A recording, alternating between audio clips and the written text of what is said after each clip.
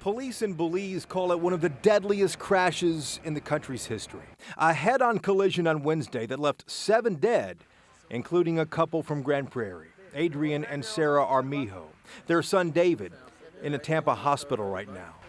All of them were among 13 people on their way back from a shore excursion to the Carnival Vista cruise ship. Riding in this gray van when police say the smaller red car tried to pass a slower vehicle and pulled out right in front of them. Everyone in the red car killed instantly. We as drivers have to be concerned or careful when we are driving on the highways. Wednesday's collision happened between Belmopan and Belize City. 24 hours later, though, to the north near a town called Carmelita, another deadly crash. This one a single vehicle rollover. 77-year-old Carolyn Gillis thrown through the windshield, killed instantly. Mrs. Gillis lives in Dallas. She and her husband and their son's family from Austin were returning from an excursion to the Royal Caribbean's Liberty of the Seas when this one happened. The Gillises are longtime residents of Lake Highlands in Dallas.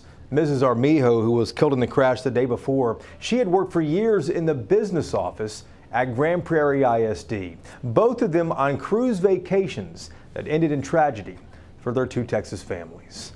In Dallas, I'm Jason Whiteley.